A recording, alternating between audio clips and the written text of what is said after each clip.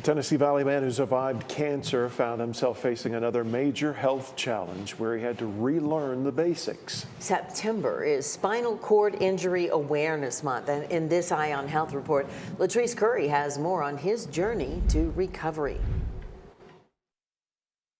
Stefan and Cheryl James have always relied on their faith. That faith was definitely tested after a trip overseas. And we were traveling. Yeah. And coming back from Africa, and we were flying in Dubai, and all of a sudden we heard this, oh, and he started screaming like, oh, my chest, my chest. Now you can imagine being in Dubai. You're not in your familiar territory, so you're just kind of thrown off. James had always led an active lifestyle.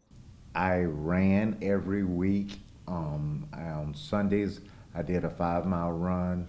I bicycled on Saturdays. Every day of the week, 7 days a week, I worked out. Despite a family history of cancer, it is something no one is ever prepared to hear. James was diagnosed with a cancerous tumor on his spine. And so for us, and for me, having that be a part of what we have to fight through was huge, because once any of us went in the hospital or started any treatment, there was never ever a recovery. This time was different, but it was still a very difficult journey. We found out that I'd had at least 4 strokes, and parts of my brain would never recover. Then they were doing, in our physical therapy and occupational therapy, they had a speech pathologist come in. Abby Ellis is a physical therapist at Siskin Hospital for physical rehabilitation.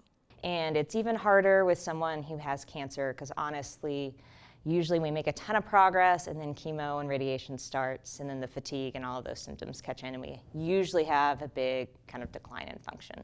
But it was different with James. Every day we came in and we did more. And then the chemo started, and he never had the symptoms, or he did have the symptoms, but he worked through them to the point where you couldn't really tell that he had them, just because that was who he is. Physical therapy was hard. It was intense. And some days it took everything James had to make it through.